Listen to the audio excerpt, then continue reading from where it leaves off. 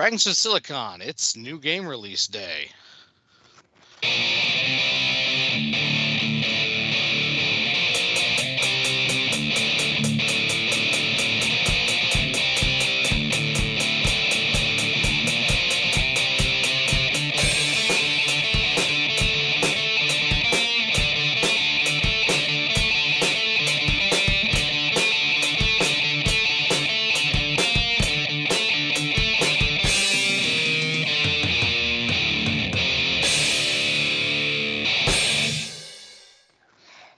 All right, welcome to another installment of the Fragments of Silicon Daylight Interviews.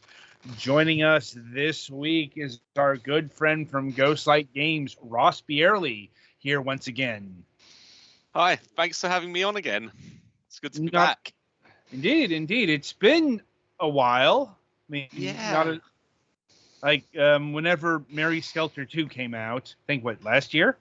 Yeah, it was last year. We don't release so many games these days. We mainly work on them for other publishers, so I don't get to come out on and promote them so much. Indeed, but given that you are here on the program, that means there is a new game to promote, or rather, there is a new version of a game. Because we released on Nintendo Switch a new version of an old friend of mine, Agarest Generations of War, which is priced at £35.99. And yeah. Indeed. So I suppose I'll start by asking, which of the other versions have you worked on? I've worked on pretty near all the Agarest versions. I was, in fact, one of the lead testers on the original PS3 version. I did most of the testing on that, but I hadn't yet started on the sort of PR side of things. I worked on the PC version, and now it was the Switch version. And again, I did quite a bit of the testing on that. So, yeah. So I'm kind of a leading expert on playing Agarest Generations of War, I suspect. Well, I've definitely put a few thousand hours into the game at this point. It's kind of full circle, isn't it? Yeah, I mean, because Agarest Generations of War was one of the first sort of Ghostlight home console releases I'd worked on for, well, one of the ones after quite a break. We did a few in PS2 era, and then there was a bit of a break in them, and then Agarest came along and sort of restarted Ghostlight a bit as a home console publisher. So, do you know what initially attracted Ghostlight to Agarest, back in the PlayStation 3 days? We had a pretty good ongoing relationship with Idea Factory Compile Hearts, and they used to send us a lot of games for us to look into, and we were definitely looking to sort of move generations from the PS2 to the PS3, and it seemed a good opportunity to do so, and it was a pretty cool game. I mean, I always really enjoyed playing it. I wasn't involved in the conversations as to whether it should be picked up, but I remember being a real fan of it when it came in. I mean, that's handy, given that you have spent so much time on this particular title. Yeah. It would have been a bit worrying if I wasn't into it, but yeah, I hadn't played many sort of SRPGs. I played quite a few JRPGs, but at the time I hadn't played many SRPGs, so Agarest was kind of my introduction to that style of game. Right. And was Ghostlight ever involved with the Xbox 360 version of this title? No, we never worked on that at all. I don't think we ever published an Xbox game, in fact. Huh. Yeah, so that I don't even think there is a European version of the 360. I think that was US only. Duly noted. And anyway, I suppose bringing things back to the present, what led Ghostlight to, what was it, Ghostlight, or was it Idea Factory Compile Heart that pushed for a Switch version of Argrist? I think it's one of those things that both sides were kind of interested and started, when we started talking to each other, it was kind of like, oh, we've both been thinking of doing the same thing, because we were definitely looking at sort of putting games that we'd worked on and were bringing games we'd worked on, particularly on PC as well, to new platforms. And Idea Factory also seem to be kind of into the idea of doing that. So I think we'd done some work on it as a sort of, can we do this? Is this something that's not going to, how technically challenging is it going to be? And then we spoke to Idea Factory, and they were also thinking, it'd be a good idea to bring some of the older games onto Switch. Agrest might be a decent option. So it wasn't too difficult of a thing to make happen. Okay. And did Laughing Jackal handle the actual porting duties of this title? Yeah, it was Laughing Jackal again. It's kind of the in-house team. I mean, right. Yeah, I mean, I'm technically a Laughing Jackal employee, so we basically share all the staff between Ghostlight and Laughing Jackal. Right. It's just for those who might be unfamiliar with how your structure works. Yeah, there's three companies, although one of them's kind of defunct. There's Laughing Jackal, who handle, which is what we are when we're doing the programming, and also or development work, and also we've released games we developed ourselves as Laughing Jackal. There's Ghostlight, who sort of premium Japanese games, and there was, but haven't really done anything in many, many years, Midas Interactive, who used to release budget games. And so with Record of Agrest 4, we've got an interesting situation here, one that I haven't seen in quite a long time, because you are the European publishers of the game, or PAL territories, I guess is more accurate, with Axis, I never knew how to pronounce that, publishing the North American version. Is that in regards to the physical version, or is that to the digital as well? There actually isn't a European physical release. It's only digital here. So yeah, that covers the digital release as well. Okay. I'm not entirely sure how that happened. I'd imagine there's some contractual thing there, but yeah, it might date back to the original release, because I think that's how it was split with the original PlayStation 3 version. Yeah, that is correct. Yeah, so it could be that, but I don't really want to speculate, because coming from me, it almost might sound official, and I really don't know. Fair enough. Though I bring this up because it is worth noting that Argrist got a physical release here in North America with a deluxe edition. Yeah, I believe so. It's like really old school in its release. Like, it's got a compact disc and everything. Yeah, I saw that. It looked a pretty decent, set, but yeah, we are digital only here. Unfortunate, but understandable as well, since such things can be very costly. Yeah, and I mean, while it's certainly not impossible for us to do physical releases, at the moment we're primarily set up for digital releases, and because that's what we've been doing for so long. I mean, obviously, if the right game came along, I'm sure that could change, but at the moment, yeah, we're mainly focused on the digital side. Duly noted. Anyway, going deeper into the development side of things, was it tricky to bring Record of Agrest War to the Switch, given the age of the title?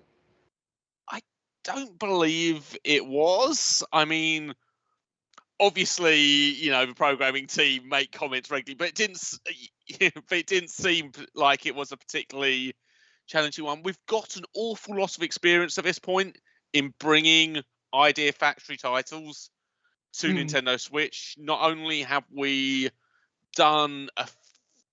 did we do some fast to release, but we've also worked on quite a few for Idea Factory. So we're very used to the conversions that need to be made to bringing them to Nintendo Switch. That is handy. It's just, once again, this is a rather old game. Even its PC version is verging on 10 years old, I think. Yeah, I think so. It's certainly a while. It doesn't seem that long ago, but I'm pretty sure it was. Yeah. So it's good to hear that there weren't any major conversion problems, which can arise when you factor age into the equation. Yeah, I think it was relatively. I mean, there are always difficulties that crop up. Of course. It's just the nature of programming and video games. Things go wrong sometimes, but I don't think this was a particularly challenging one. And certainly, I remember, even from the very early builds, it was considerably more playable than you'd expect from an early build. Yeah. Now, is the Switch version based off of the original PlayStation 3 version, or I'd imagine more the PC version? I'm not actually sure. Sorry about that. Huh. I think part of the trouble is we actually started work on Agarest quite a while ago. As I mentioned earlier, it was something we'd sort of started doing to see if it was possible and then talked to Idea Factory. So it's actually quite a long time ago since this was all hashed out and which version we were basing it on. And then we had a sort of a pause in development while that happened. So I'm afraid that's kind of slipped my mind. That's okay. Though I suppose that begs the question, how long have you all been working on Record of Agarest Wars Switch version? Yeah, it was it would have been I think it's well over a year. Yeah. First bug was probably entered in. I can actually check this quite quickly, so if you bear with me. Yeah. Don't worry. It was actually 2019. We looked at it. And we started work, and then there was a long gap. Of like 2 and a bit years. I mean, it's not like anything world-changing happened in that time. No. I mean, as far as I remember, 2020 was just a pretty dull year. Indeed. I mean, there were reasons for that, but yeah. Putting that aside, so does the Switch version of Agarest sport any enhancements? Yes, we updated quite a few. We updated quite a few of the graphics to be, because it's an old game. We scaled up and did higher res versions of a lot of the graphics, and it comes with the DLC. Right. I think the PC version came with the DLC. It came with some DLC, the PC version, but there's quite a bit that was sold separately, whereas the Switch version just includes the DLC. Okay. Can the DLC be switched on and off? Yeah, there's an option in the main menu on the title screen where you can select which pieces of DLC you want turned on and which ones you want turned off. Yeah, it makes sense because our experience with other Idea Factory games is, some of the DLC can be game breaking. Yeah, I played with, obviously testing it, I played with it turned on and turned off. And for your first experience of a game, I would definitely recommend starting with everything turned off. And if you want a bit more, for whatever reason, maybe you're in a hurry or maybe you want to get past a bit, then selectively turning bits on as you sort of require them rather than starting with everything turned on, because it is a very different experience. Right, right. I mean, I suppose if you wanted to do that, you'd be going to like the harder difficulties unless you have to unlock those. You can start, yeah, you start with the options of easy, normal, and hard. So you can, but you can't change that in game. So if you're finding, I don't know, perhaps you've started on hard and are finding it a bit too much, that might be a good time to look at some of the items of DLC. Or if you just want to see how ridiculously high numbers you can generate, that's also quite a good use of the DLC, I found. Indeed, another hallmark of Compile Heart and Idea Factory. Anyway, in terms of the artwork, was it difficult or was it easy enough to bring it to higher resolutions for the Switch? I don't believe that was particularly challenging. I think we had access to the assets, so it was fairly straightforward to upscale everything. I mean, I say everything. Upscale everything we did. Right. Well, I mean, that's good because this is one of those things that might sound simple, but it's actually not because of how resolutions work and how art, might work in the confines of one resolution and not the other. I.e., you will get stretched art if you don't do it right. Yeah, I mean, it's one of those things that varies on a project by project basis, and I think we were pretty lucky with Agarest in that, well, lucky and used to the way Idea Factory games tend to work, in that it was pretty near everything we did was on, I won't say straightforward, but on the more straightforward end of game development. Because nothing in game development is ever truly straightforward. No, indeed. Now, in terms of release, this game came out in March. That's if I'm right. remembering correctly. Yeah, the European release was on the 24th of March, so. And that wasn't too far off from Fire Emblem Engage, if I remember correctly. No, it was. We actually, I think, managed to release on the same date as one of the Atelier games, from memory. Uh-huh. In a model of excellent timing.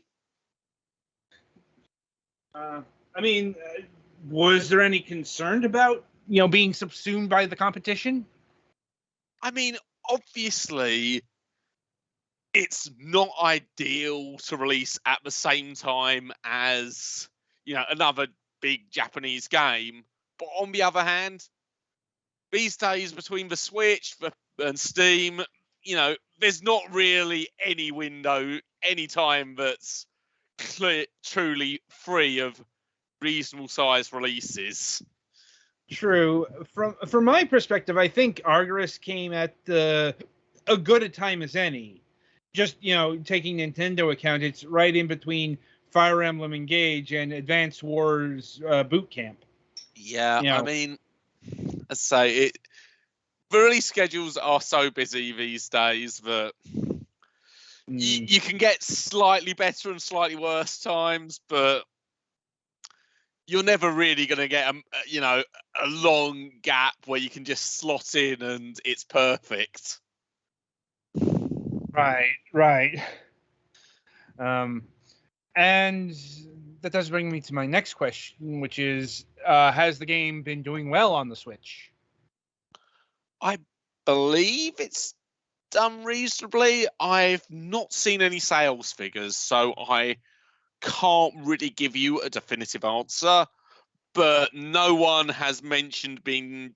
But I've not heard anything negative about it, so I assume it's done reasonably. But yeah, I don't see sales numbers, so I can't really comment. Fair enough. We'll pick this thread up in a bit because it's probably, we've talked a lot about, the development and bringing the game to the Switch, but we haven't really delved into the game itself quite yet. And it's because, so for the uninitiated, or who might be just listening to the audio here, because, we do have the game playing on stream right now, but, what is Record of Argrist War / Argrist Generations of War? I suppose before we get to that, why the name change here? The Generations of War title is actually the original English localized version. It's because from the original release, we were kind of working separately from Axis. The American PS3 release is actually different in some ways than R1. It's got a different translation. There are a few changes that were made.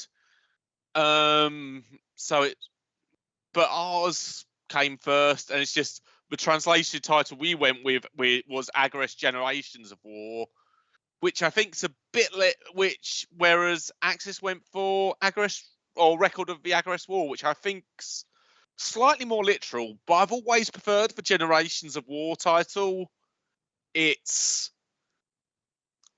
think it sounds a bit more, well, a bit different from some other localized Japanese titles, and also it gets across the whole generational aspect of Agorist, which is one of the big things that makes it so different from most SRPGs.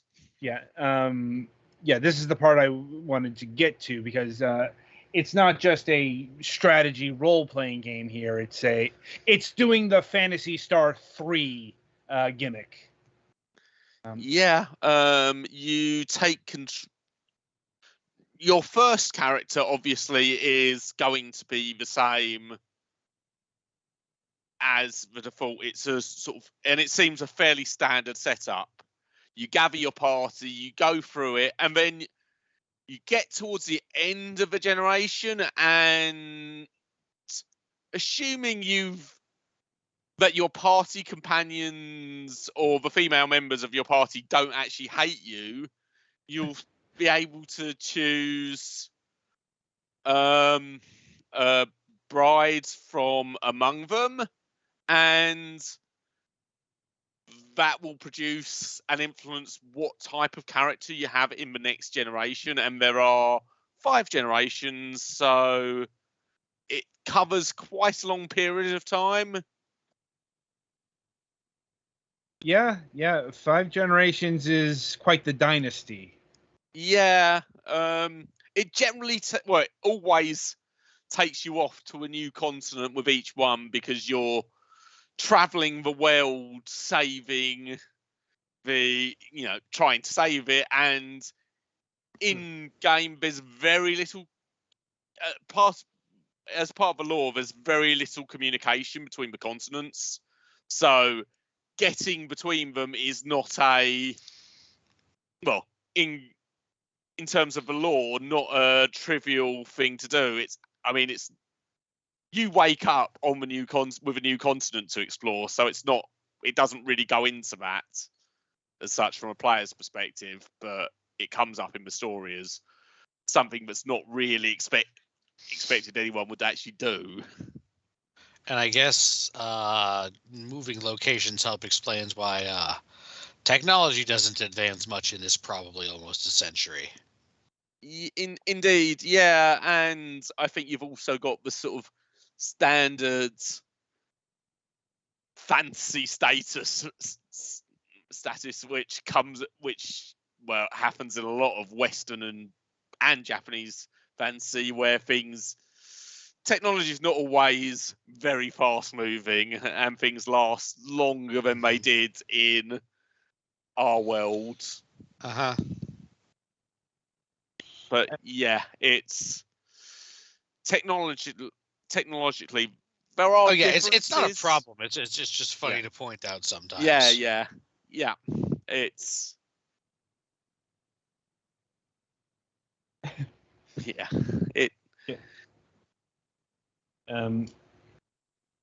Anyway, so there's quite to unpack here. And I suppose we should start, like, do you get to, like, name any of the generations, or, like, all of them preset characters, and, you know, are the stats generated by the influence of the parents? You know, how does the generation system actually work in terms of, like, the game mechanics and everything? The character's name doesn't change. You don't control that. And in general, their sort of personality is fixed as well. Their role in the story doesn't really change depending on your romance partner. What does change is the appearance, and yes, the character stats. You'll usually have, among the three, one who'll give you a more physical character, one who'll give you a more magical a character that specializes more in magic, and one that's more balanced. And also the affection rates that character has with you, I think, also has an influence with them being more into you will produce a sort of successor character with better stats. And I'm guessing that's tied into the dating sim aspect of Argrist. Yeah, as you progress through the game, you'll get various choices to make, and these will do two things. First of all, they'll adjust the affection rate of each of the three romanceable options in that generation, and it will also move a dial from light to dark, and that dial sort of affects what ending route you're onto. Ending route? There is a normal route end and a true end, and there are several requirements for the true end, but one of them is at key points being the right alignment. Often neutral, but there are points where you need to get it onto either dark or light to see the correct events. Curious. Like, and it's not a straight, like, good system either, you know, or light, however they want to define it. No, I mean, in general, while I think it's usually pretty understandable what's going to move the dial towards darker light, there are a few where it's a bit harder to see. But most of the time, you can usually work out. But yeah, to actually get onto the true end, you sort of need to maneuver it a bit, and you want to be neutral by a certain point as well, as that's what puts you onto the true end route. And that's all dictated through game choices. Yeah, that's the choices you make. You and all control if you're dark and light. And to get onto the true ends route, you also need to hit certain event points within a set time period, or I say time period, a set sort of number of turns. And if you're too late, you'll miss the event and you'll be on the normal route. How many save slots does this game have? I believe the Switch one is on a 20, I think. Yeah, because it sounds like you're gonna need a few of them to get through the game. Honestly, Yeah, I think without alternately, how is there for a new game plus system? it carries over.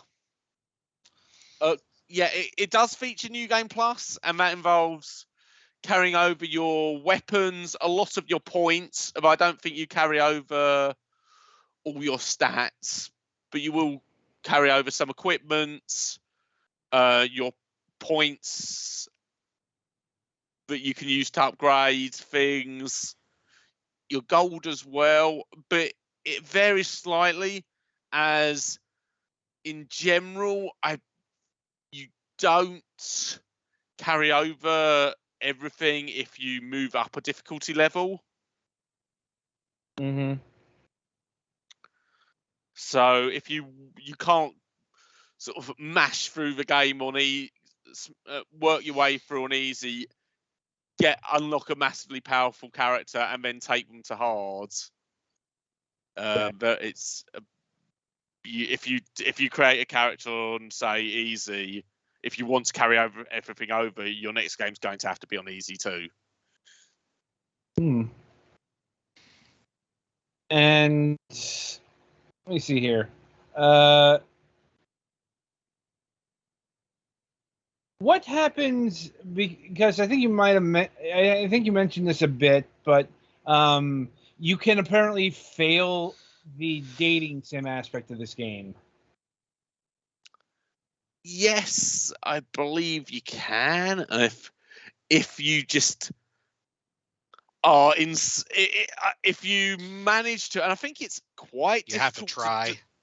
I think it is quite hard to do, but if you manage to answer in such a way that no one likes you enough, then you can to want to marry you, then you can fail there. But to be honest, it's not happened to me, and I think it would be kind of tricky to make happen if you're not. Even if you are looking to do it, I think it would be quite tricky to pull off. I'm willing to bet paper money there's an achievement attached to that. Just or because somebody's made a speedrunning category. Yeah. Like, it's a challenge, so people are going to shoot for it. Yeah, I mean, it's not something I've actually done, so I can't say what it's like. And I've played a lot, so it's not something that you particularly have to worry about if you just want to play through it. But as a thing to try, it could be interesting to do. Okay. Like, so I guess that's worth noting, especially if you've like done everything else there is to do in this game. Like that's like that kind of challenge. Yeah.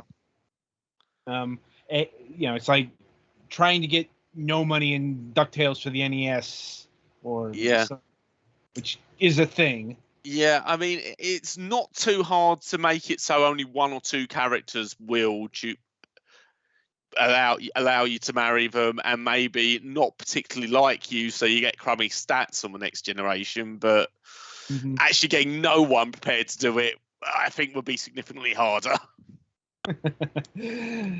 Now, I suppose that is an impressively worthy challenge, making you that hateable. Yeah, I think you would really have to work. I think it would be something you really have to work on, because I've played through it enough that if I haven't done it, and I was playing through it pretty badly at times, particularly on my first go round. Right. And I suppose I have to ask this, given, well, first, it's got dating sim elements, and it's also an Idea Factory compile heart joint. It's come up in some of their other titles, but how saucy does this get?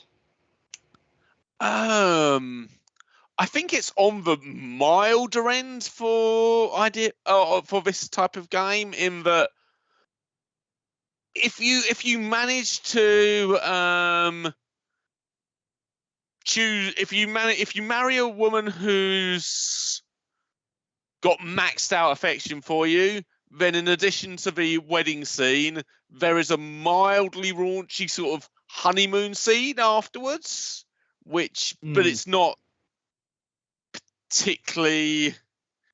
And there's also, and these are quite hard to find if you're not using a guide, scattered through the game. If you reach certain points at certain times, scattered throughout the world, there are little bits of little story scenes that lead to almost, I'd say, more humorous than actually really, really than dirty, but it's reminiscent of like old postcard things you used to get.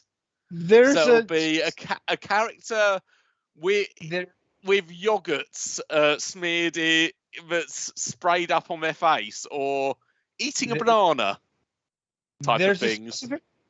There's a specific thing in Japan called a bromide, which is usually what these things are referred to as. Yeah, I'm kind. I say from the sort of tone, I think you get it. Very much reminds me of, and this is probably a reference that's going to go over everyone's head. The very old British seaside postcards you used to get with sort of a mildly dirty joke told in picture form, and that's about the level you get. So it's not particularly. There's nothing hugely revealing. It's that's it is carrots eating a banana in a suggestive way level. Right. So, put it shortly, you didn't have to censor or take out any mini games with this one. No, there weren't any mini games of that nature in this one, and the entire game is uncut. There's nothing been taken out. Yeah. I think that was an issue on Mugen Souls.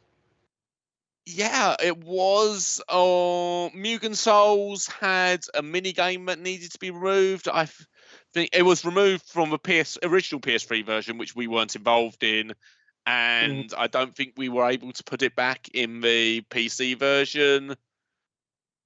Right. And there was a similar issue with Mary Skelter 2 for the Steam version, which we actually resolved by putting up a off-Steam patch, which is available on a website if anyone it has Mary Skelter 2 and wants the mini game. You can access a patch on a website. Right.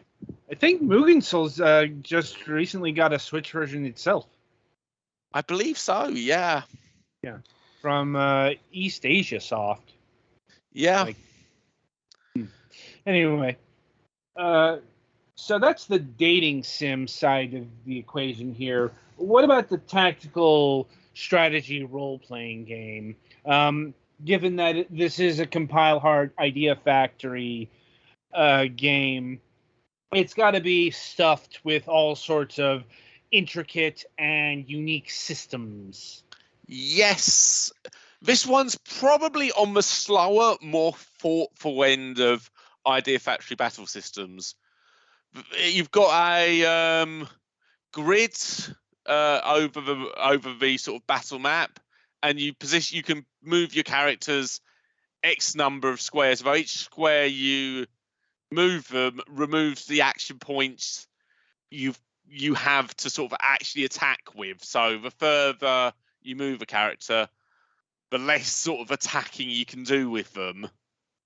And the idea of it is you want to try and connect your characters so they're all put them in the correct squares so they're all supporting each other, because that allows you to do really quite big, powerful combo attacks.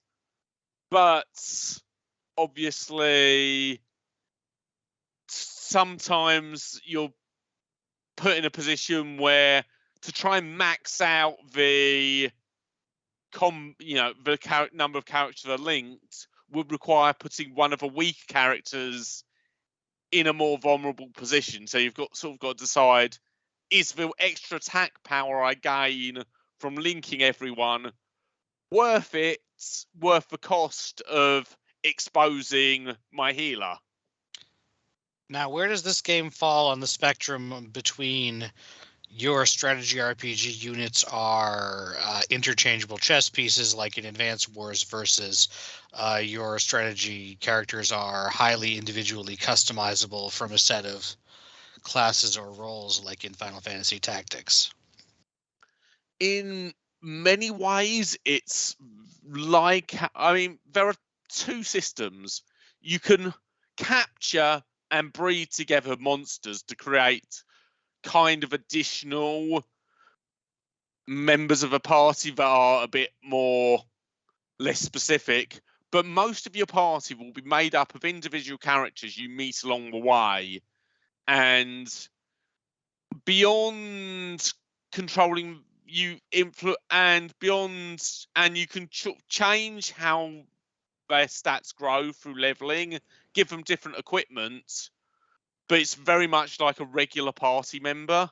But you get, over the course of a game, you encounter lots of them, so you've got a real choice of who you want to include in your party, in your battle party, which is 6 characters anytime. But there's not really much focus on the generic units. It's something you can do if there's a sort of slot you want to fill, or you really enjoy, or you want to get into the nitty gritty of the monster breeding system. Then you can probably create some fairly powerful characters that way. But you can also just take the sort of the party members who are introduced in the story as well and use them. Now, does this game feature permadeath? No, it doesn't. Any character can be revived. You can either do this in battle by using a one of the a specific item, or you need to go back to a town to get them healed up. And there are certain battles which are linked, and there's no sort of visits to the town. There's no way of visiting a town in between them, so it's quite possible to lose a character for several battles because you can't resurrect them in between those battles. But at the end of it, assuming you manage to get through those battles, you can head back to town and get everyone resurrected. But if you've got the money to, it does cost money as well. Okay. And let me see here. So how large a party can you have in Argrist? In terms of the battle party, it's always a maximum of 6. As your general sort of squad you're selecting from, I'm not sure there's any limit if you really want to get into the monster capture, monster breeding side of things. Okay. I've certainly not encountered that limit anyway, if there is one. And how long would you say a battle would last? Like, is this a very snappy SRPG, or is this something that can take hours to complete any battle? It depends. It's almost, I'd say, certainly for Idea Factory games, it's on the slower end. Like, I think the shorter, easier battles can take like a minute or a couple of minutes if you sort of rush through them.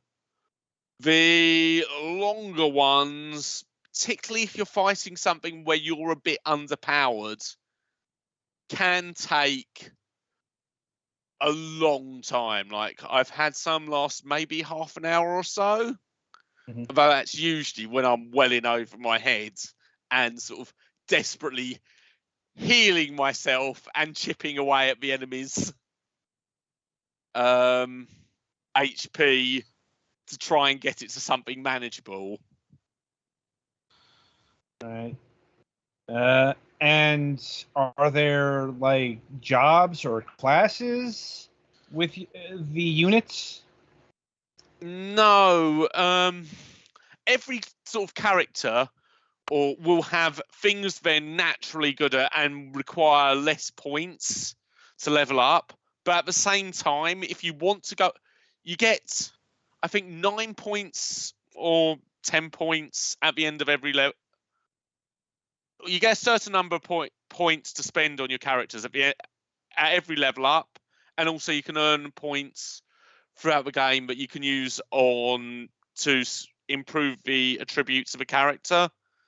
And each different character has sort of different values for each attribute. So a character that's supposed to be quite physically strong but not good at magic will require less points to increase their strength than their magic. But if you wanted to, you could make the big bulky fighter the main magic user and turn your magic users into tanks. It would just be extremely inefficient.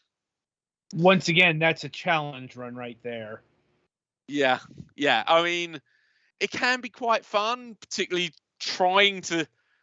playing characters as they're clearly not intended to be played, but it is achievable. Although I'd say you probably will need to do more grinding if you are doing it that way. Right. Or something for New Game Plus, maybe. Possibly. Like, I just know that that's the kind of thing that somebody would do as one of those, challenge myself challenges. At any rate, how long would you say it would take to complete Argrist? I think you're probably looking at somewhere between 70 to 80 hours. Obviously, it does depend a bit on your playing speed, but I'd say it usually takes me somewhere in that range. Okay, that sounds about right for an SRPG. Like, and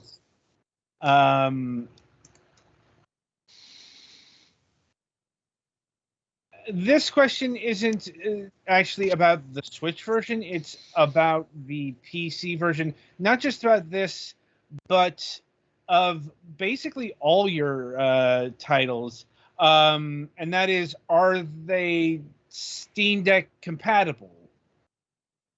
It really varies. It's not something we've really worked on or looked into, so it's very much on a case-by-case basis. We don't actually have a Steam Deck between us, so it's kind of hard to test. I believe in this case, this is probably one of those instances where if you want to check, the Steam forums or Google are probably your friend. Because, I say, it's not really something we've looked into at this point. Although I am aware of some of our titles that do struggle a bit on Steam Deck, and it is something we would like to address in the future. But at the moment, we've not really looked into it. Yeah, maybe a phone call to Valve or something. But I'm bringing this up because I saw a review of Argrist for the Switch that mentioned that this is the first time this game has been brought to portability. Yeah. And I guess that is true, given the quasi, compatibility stages of Steam Deck, because I don't believe this title ever hit like the PSP or the Vita or the 3DS or anything, surprisingly. No, it's But its route is very much, it has been PS3, PC, Switch. There've not been any other releases. There was a sort of sequel, which we never did, Aggress Marriage on PSP, but we weren't involved in that one. I do see that there was a mobile version of it, but that was an entirely different company. Yeah, we weren't involved in that, but I do remember hearing about that. Mm-hmm. So I guess it's not technically not the first portable version, but I don't know if there's any way now to play the mobile version because it wasn't our release. Right. And it was a while ago. Yeah, it's certainly one of the older mobile titles. Yeah. Oh, would you say that the Switch version is the definitive version of Argrist? I believe so. With the redone graphics, all the DLC included. If someone was to ask me, I have access to a PS3, PC, and Switch. Which version should I get? I would suggest the Switch version. Yeah. Duly noted. And I suppose I'll end things here by I do have to ask this question. I'm not sure if you can answer it at this point, but given everything, do you think that the sequel or the prequel Argrist game could end up on the Nintendo Switch? It's something we'd be interested in doing because obviously we've got a very good relationship with Idea Factory. We really like these titles, so we'd always be very happy to work on them again. But at the moment, nothing is confirmed. Duly noted. Duly noted. I suppose in that vein, is there any projects that you can comment about at this point, or is that all shrouded in mystery? At the moment, pretty much all the titles we're working for are for other publishers. So there's a limited amount I can say. However, I believe it's if you were to look at the Steam page of Mary Skelter Finale, that Ghostlight are currently listed as one of the developers, so obviously I guess it's okay for me to say, but that's one of the things we're working for, although we won't be publishing it. This is something that we're just involved in the development side. Idea Factory will handle that. Yeah. I get their newsletter. But there are numerous other games we're working on, but I'm never entirely sure how much I'm allowed to say about them. Best you don't say anything. Yeah, that's generally. I mean, it's been a long time ago now, but I do remember once us getting into a tiny bit of trouble for saying that we hadn't picked up a game. So if I don't know I can say anything, I try to keep my mouth shut these days because lessons were learned that day. Yeah. Right. So I'll see if my colleagues here have any further questions for you. I think I'm good. I asked my big one. Okay. All right. So Ross, as always, it was wonderful having you on the program, and it was great being back and getting to talk about a new release, even if it is an old game. Thankfully, it's something that we haven't actually covered on the show before now. But yeah, the game is Record of Agrest War / Agrest Generations of War, depending on your territory. I believe it's retailing for $30. Or how much is it going in euros? I have the price in pounds, which is $35.99. Okay. So it should be a rougher conversion to that, but I can't tell you the exact figure off the top of my head. Fair enough. but it is available now in the Switch eShop. And once again, there is a separate and physical version available in North America, published by Askey's Games. Whatever way you can get this title, be sure to pick it up today. And Ross, hopefully it's not too long before we have you on the program once again. Yeah, hopefully I've got hopefully, this is not hinting at anything, but hopefully I have a new release to promote at some point in the near future, maybe. Yeah. Only time will tell. So with that, we have come to the end of another episode. And coming up next time is our, not Sunday reviews. We'll be reviewing our games of the week on Monday due to Mother's Day. So until then, I shall wish you good gaming.